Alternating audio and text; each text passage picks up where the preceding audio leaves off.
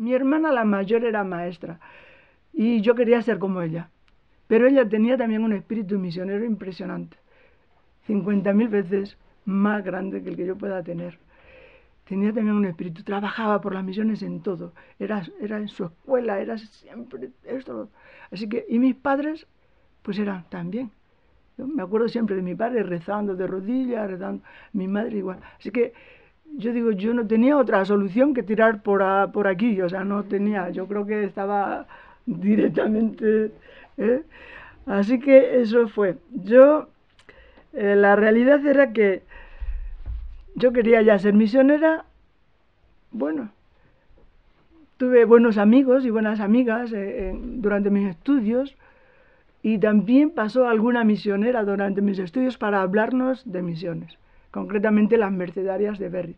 Yo ya estaba enrolada con las misioneras de Berriz, pero la casualidad de que las hermanas dominicas de la Sagrada Familia conocían a mi hermano en Chile, vinieron, mi madre me llevó a mí, entre 7 hermanas que éramos, me eligió a mí para ir a acompañarla hasta Madrid y ver a esas hermanas que venían con cositas de mi hermano y todas estas cosas. Y ahí es donde... Pues yo creo que la vocación es algo que tú no puedes explicar, es providencial, es un misterio. Cuando yo llegué ahí, yo estaba convencida de que quería ser misionera, pero también ver a mi hermana casada y en la escuela lo que hacía por las misiones me parecía que ya era suficiente, que para mí ya era suficiente. No quería pensar más ni en vida religiosa ni en otra vocación. O sea, maestra, en un pueblo tú puedes hacer mucho bien. Y eso es lo que yo le dije a una hermana que dice, ¿tú no has pensado en ser religiosa? Le digo, no, yo creo que puedo hacer mucho bien de todas maneras. Y entonces ella me lanzó una frase así en la puerta ya que nos veníamos, dice, a Dios le gusta el fruto, todo el buen fruto que le demos, pero si tú le das el árbol, Él estará más contento. Bueno, pues ya está, eso ya me hizo pensar de tal manera, me hizo cambiar totalmente el esquema que tenía de vivir en un pequeño pueblo, porque a mí me encanta la vida de pueblo, o sea, las grandes ciudades me ahogan. Y mi idea era vivir en un pequeño pueblo siendo maestra y allá haciendo el bien que yo podía hacer. No tenía otro objetivo. Pero esa frase cambió totalmente mi actitud. Total que unos meses después estaba ya en el postulantado de Salamanca con la Dominica Misionera de la Sagrada Familia. Unos meses después de escuchar esa frase. Por eso digo que la vocación a lo mejor es estar dispuestas es estar siempre atentas a ver qué es lo que Dios te presenta de momento. O sea, a mí me cogió como muy de sorpresa. Sí, ya llevaba ese ambiente, pero esta frase me descolocó de tal manera que me hizo cambiar mi rumbo. Así que yo quería ser misionera. Y yo quería ir ya, entré en el postulantado y quería ya ir a misiones. Quería ya, tenía que ser ya. Sin embargo, no había cumplido los 20 años cuando entré, y hasta los 50 años, bueno, eres misionera porque tú eres misionera en todo momento. La misión la realizamos todos, desde que somos bautizados, estamos todos en misión. Pero esa misión a gentes, de decir, ese romanticismo que tú tienes en tu cabeza de ir allá a esos pueblos lejanos que no conocen a Dios, eso era una cosa que te empujaba. Yo quería ya.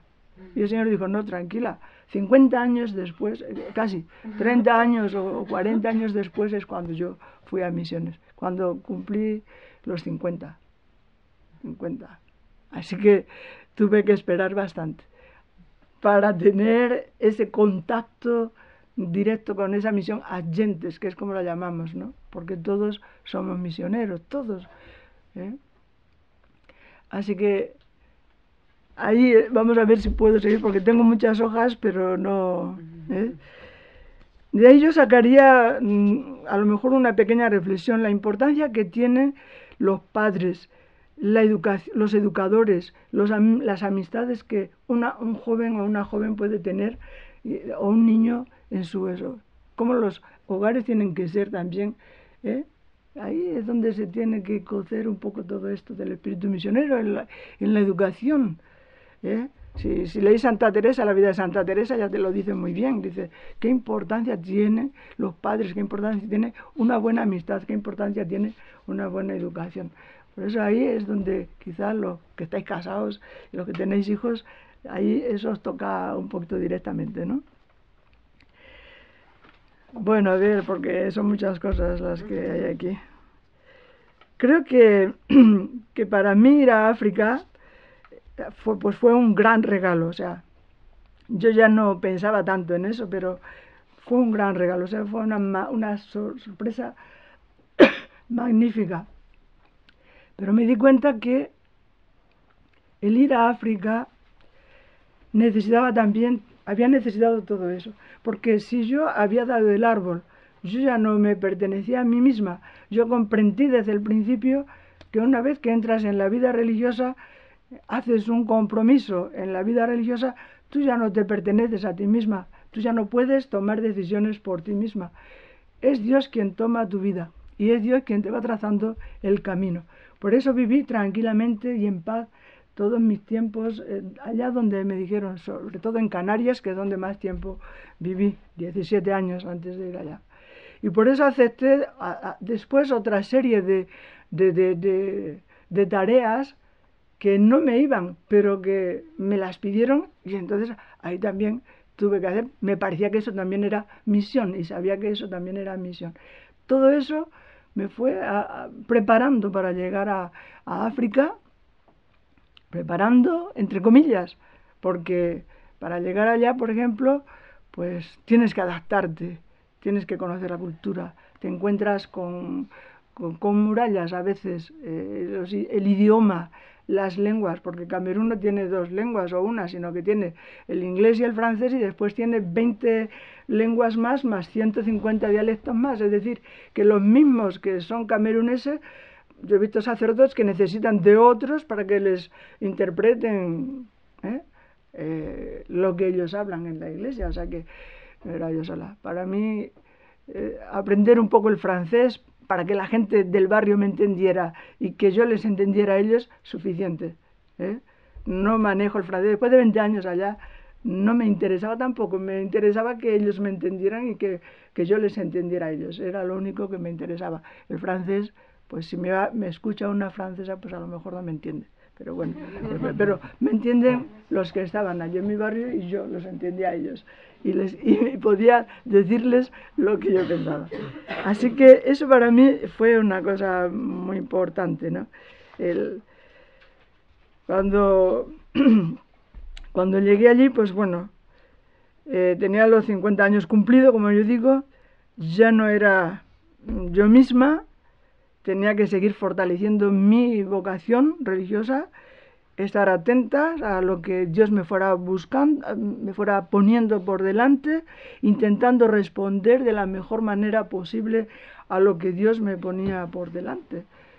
Todo lo que fuera. Había cosas bastante difíciles de asimilar, pero con esa tranquilidad y esa paz, bueno, pues ahí las pasamos, Ese don de la perseverancia es muy importante. Yo siempre digo que el don de la vocación es fundamental, pero el don que Dios te va dando de cada día, la perseverancia, día tras día, a pesar de las dificultades que encuentras, de los tropiezos que encuentras, de las situaciones que encuentras, eso es más importante, el ser perseverante, el que Dios te dé esa gracia, porque ni siquiera tú la tienes, ¿no? Bueno, pues no sé qué más queréis que os diga. Yo tengo muchas cosas aquí escritas. Puedo hablaros un poquitín de Camerún para que os hagáis una idea de lo que yo tuve que enfrentarme allí muy rápidamente para que conozcáis un poquito, porque África no la conocemos. África está borrada del mapa. Ahora mismo que estamos en unos cursos nos presentan, por ejemplo, los mapas en los que se ve la energía eléctrica, dónde está la energía eléctrica, ¿verdad? Y ves todo iluminado, América, lo otro, y África está en la oscuridad abajo, apenas ves 4 puntitos encendidos. África, no se habla mucho de África, solamente los misioneros hablan algo de África, pero en general en la televisión pues no se dice nada. El otro día, por ejemplo, hubo un accidente que murieron más de 50 personas y no sé cuántos heridos, pues creo que pasó 2 segundos en la televisión y ya no volvieron nunca más a hablar de eso, de Camerún, por ejemplo. Bueno, pues Camerún, yo digo rápidamente para que tengáis una idea un poquitín, es más o menos como España, casi, ¿verdad? Casi 500.000 kilómetros cuadrados, tiene una población de 23.882.000, casi 24 millones. Cuando yo llegué allí tenía 13 millones. Quiere decir que en 20 años ha crecido 10 millones. Vayan echando la cuenta de lo que será en poco tiempo más. Eso, bueno. De ellos un 27% son católicos, un 42% son cristianos no católicos. Hay muchas iglesias protestantes de todo tipo, luteranos, anglicanos, evangélicos, etcétera, etcétera. 18% musulmanes, que parece que hay más. O sea, eso es parece mucho más. Y un 11% de religiones ancestrales, tradicionales, etcétera, etcétera. La capital es Yaoundé. El 43% son menores de 15 años, imagínense ustedes, África es joven. No la vemos, pero África es un continente joven. Fíjense, en Camerún, 43% son menores de 15 años y solamente un 3% son mayores de 65 años. Pues en todo lo demás es plena juventud, Así que eso es allá. La esperanza media de vida la tienen en 55 años, más o menos, así que yo allí ya con mi pelo blanco, pues a mí me llaman abuela todos, desde el policía que me para con el coche hasta los niños que van allá, gran-mère. O sea, bueno, porque allí, pues eso, el 3% solamente que tienen más de 65 años. Muere mucha gente. Bueno, la tasa de mortalidad infantil, aquí dicen que son 69 por 1000. Yo no lo sé. Muchas veces las estadísticas, exactamente, la tasa de... Hay 8 médicos por cada 100.000 personas. 8 médicos por cada 100.000 personas. Y la tasa de SIDA, la proporción pues es también bastante alta. O sea, hay mucha gente que muere de SIDA. Yo no me fío de los datos que me han dado aquí porque hace ya varios años estaba Cristina, una dominica de Granada, que vino a hablar a nuestro barrio, que entonces no se hablaba ni siquiera de SIDA. Lo veíamos las religiosas que leemos un poquito más y estamos un poco más preocupadas con eso. Y ¿qué pasaba? O sea, en ese momento Cristina nos decía que había un 13% de personas infectadas por el SIDA. Ahora te dicen que hay un 4,3%. Yo no me lo creo. Yo veo lo que pasa en mi barrio, en el barrio en el que estamos nosotros trabajando. Muchos chicos jóvenes que nosotros estábamos ya, que habíamos nosotros preparado, que estaban con nosotras, esos han desaparecido y van desapareciendo poco a poco de nuestra vida, de nuestro barrio, porque mueren. Mamás que mueren muy jóvenes, los jóvenes mueren mucho allí. Entonces no creo que sea una tasa tan baja como dicen aquí. Creo que hay más, porque hay más gente y realmente la falta de información y de formación los hace así. Bueno, para que tengáis también una idea, dice que de los 23 millones que hay allá, de casi 24, solamente 1 millón utilizan Internet. 1 millón solamente. Sin embargo, móviles tienen 17 millones. ¿Por qué? El móvil lo tienen, sobre todo, lo tiene hasta el que está con nosotros en el guardián o la que limpia la escuela. Todo el mundo tiene su móvil. Porque es su dirección. En nuestro barrio no hay calles con nombres ni números. Allí, si tú quieres decir dónde vives, cuando tú preguntas a los padres dónde vives, la dirección de los niños de la escuela, ellos te ponen el teléfono. Así que si no tienen teléfono, no sabes dónde vives, ni te puedes comunicar con ellos. Esa es la realidad. O sea, por eso en los barrios, en los más pobres, encontraréis siempre gente con un móvil. Parece anacrónico, pero es así.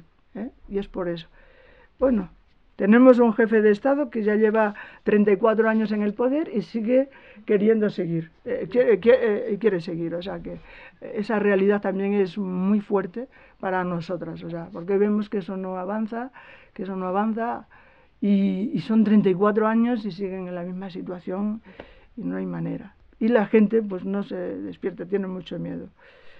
Así que, bueno, dice que tienen 52.700 kilómetros de carretera, pero solamente asfaltadas son como unos 5.000 kilómetros. O sea, todas las demás, imagínense ustedes qué carretera tenemos. Cada vez que salimos de la carretera principal, ya sabes que entras en caminos que... Vosotras estáis en Yaoundé, ¿no? Intransitables, sí. En Yaoundé, pero hemos estado también en Bafia, que es un poco más al oeste, al oeste, y aquello era plena selva, y bueno, pero mismo en Yaoundé tú sales de las calles más o menos asfaltadas y enseguida tienes el barrio que está en tierra, en barro, en unas condiciones impresionantes, ¿no? O sea que ahí tienes... Bueno, hasta ahí yo diría un poco, ¿no? El problema que tienen últimamente mucho es el de la paz, ¿eh? El presidente siempre ha dicho que es la paz y la gente lo defiende porque nunca ha habido guerra, mientras que este presidente ha estado, nunca ha habido guerra abierta, porque después hay otras situaciones que podríamos decir que son de guerra. Pero en estos momentos pues tenemos el problema de Boko Haram por el norte. Quiere decir que Camerún ya no está en esa paz que siempre estábamos diciendo, sino que ya realmente está en guerra en la parte del norte, porque ya ha habido grupos de Boko Haram que entran con machetes, matan a la gente, dejan detrás la muerte, el terror y los niños, cadáveres, por todo eso. Así que el gobierno ha tenido que tomar ya las manos, la cuestión en sus manos. ¿Qué más se puede? Se puede decir tantas cosas. Bueno, lo primero de todo es que a África no se puede ir con prisas. Si alguno quiere ir aquí a África, desde luego a África con prisas no. Mi hermano me decía cuando me marché, dice, cuando llegues allí quítate el reloj y esconde el calendario donde tú quieras, porque no lo necesitas. O sea, todos los programas que llevas allí, los esquemas preparados que llevas allí, olvídate, porque allí el reloj no existe y el calendario pues tampoco. Para ellos el tiempo es el tiempo, no lo miden como nosotros, es otra cosa. Y yo vi que tenía mucha razón cuando dijo eso. También me dijo que cuando vayas a África piensa que ya Dios está allí y que ha habido ya mucha gente que ha hecho muchas cosas y que está intentando hacer muchas cosas. O sea que no te sientas allí salvadora de las situaciones porque no tiene sentido. Tú vas allí simplemente a compartir. Y creo que eso es lo único que yo podría decir. O sea que he intentado compartir. Un chico me decía, pero va a ser, usted no... hermana, ¿a usted no le gusta su país? Le digo, hombre, ¿cómo no me va a gustar? Me encanta. Dice, ¿pero por qué está aquí entonces? Digo, bueno, pues porque quiero compartir con vosotras vuestras situaciones, vuestras necesidades, vuestras penas, si es necesario, ¿no? Dice, pues yo lo que quiero es irme para allá. Le decía el joven, o sea, es lo contrario. Eso mismo para ellos es también un interrogante, que tú dejes todas las cosas, como yo digo, porque yo ahora cuando estoy aquí, yo llevo aquí ahora unos meses, desde el 20 de junio, y yo estoy muy contenta, o sea, porque abro el grifo, tengo agua caliente o fría. Si tengo calor, me ponen el aire acondicionado y si tengo frío, me ponen la calefacción. Voy al autobús y es puntual. Para salir, tú vas puntual. Porque eso es una de las cosas que...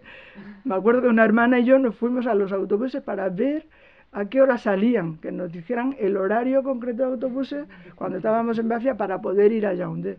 Pues nos fuimos a la estación, si es que se puede llamar estación, a preguntar el horario de autobuses. Y te dicen simplemente no, aquí no hay horario de autobuses. Cuando se llene el bus, entonces cuando sale. Y si tienes que esperar 2 horas, y lo digo por experiencia, de esperar más de 2 horas, tienes que esperar 2 horas. Que tienes una reunión en Yaoundé, si llegas, llegas, y si no llegas, pues no llegas. O sea, tienes ya que contar con todas esas cosas. Y por supuesto pagas una plaza en el autobús, pero resulta que tú solamente tienes media plaza en el autobús, porque resulta que es que meten 5 donde tendría que haber 4 o 3.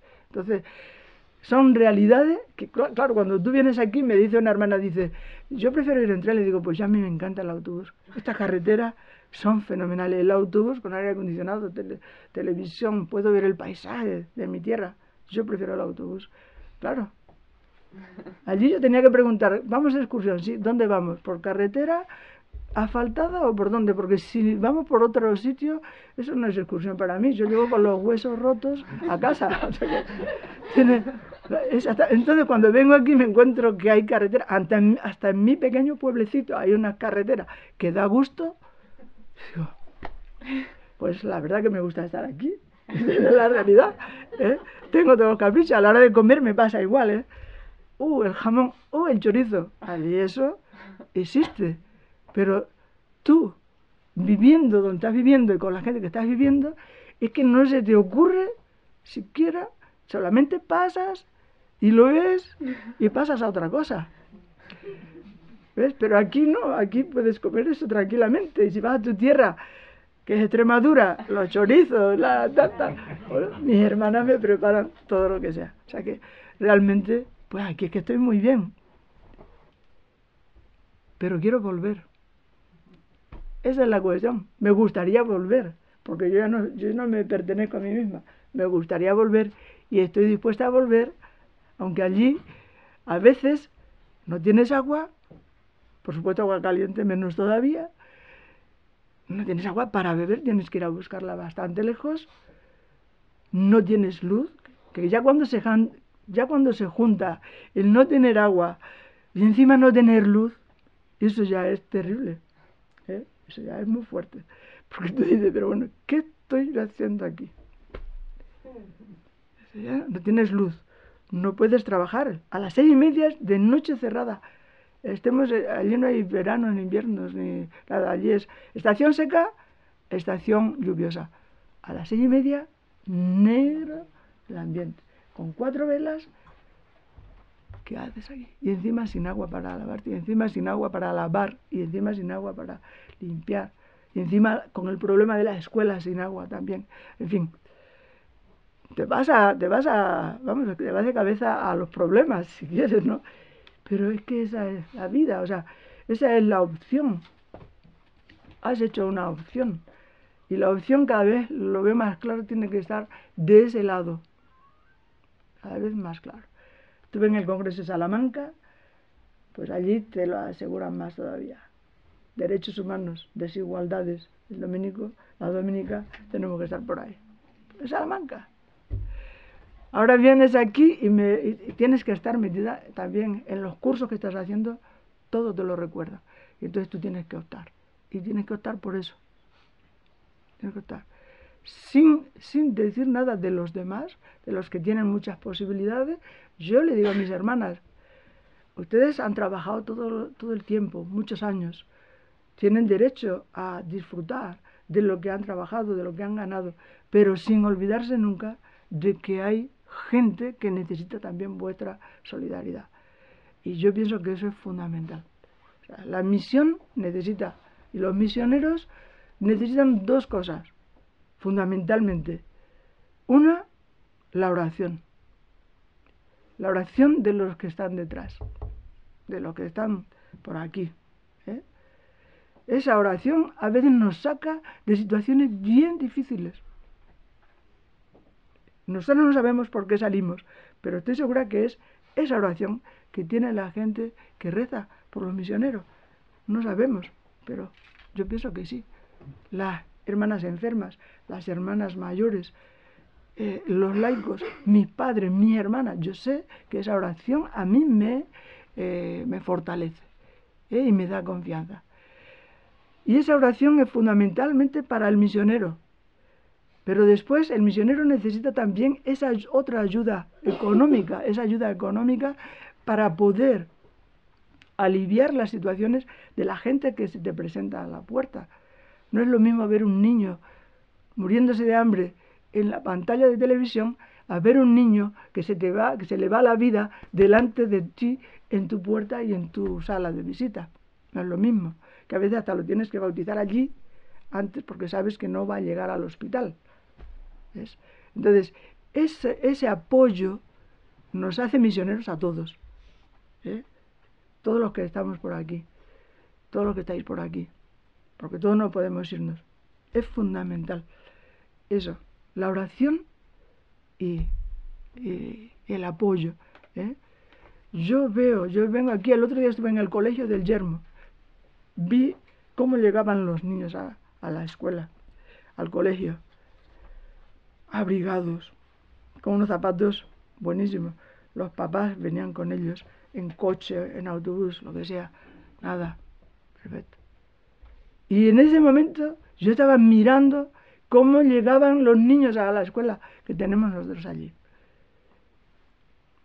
Dicen que las comparaciones son odiosas, pero es que, por ejemplo, no lo puedes evitar. O sea, yo estaba contenta cómo llegaban los niños al Yermo, pero no tenía otras.